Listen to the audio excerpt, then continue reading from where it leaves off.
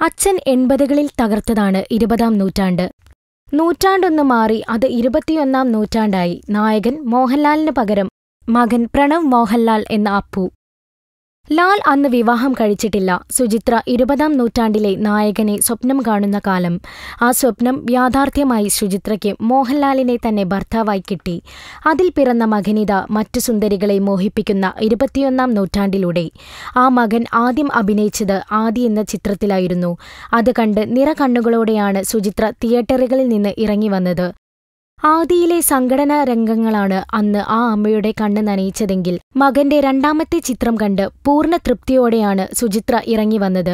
കാരണം തന്റെ മകൻ മലയാള സിനിമയിൽ തലയെടുപ്പുള്ള ഒരു നടനായിരിക്കുന്നു എന്ന അഭിമാനത്തോടെ. ഏത് ചിത്രമാണ് ഇഷ്ടപ്പെട്ടത് എന്ന ചോദ്യത്തിന് പറഞ്ഞത് രണ്ടും രണ്ട് സംവിധായകനല്ലേ. ഇനി എത്ര സംവിധായകർക്ക് കീഴിൽ അഭിനയിക്കാൻ കിടക്കുന്നു. ഒന്നും മോശമാകില്ല. എന്റെ മകനെ സ്നേഹിക്കുന്ന എല്ലാവർക്കും നന്ദി. കാണുക 21-ാം നൂറ്റാണ്ട്. പ്രണവ് തകർത്തിട്ടുണ്ട്. നമുക്ക് അഭിമാനിക്കാം. ഫിലിം കോട്ട്. നമ്മൾ സബ്സ്ക്രൈബേഴ്സ് 6 ലക്ഷമായിരിക്കുന്നു. നന്മയും തിന്മയും അടയാളപ്പെടുത്തുന്ന എല്ലാവർക്കും നന്ദി. നിങ്ങളും ബെൽബട്ടൺ അമർത്തോ. നല്ല വാർത്തകളുടെ നോട്ടിഫിക്കേഷൻ ഉടനെത്തും. വിശ്വസിച്ച് ഒപ്പം നിൽക്കുന്നവർക്ക് ഒരിക്കൽ കൂടി നന്ദി.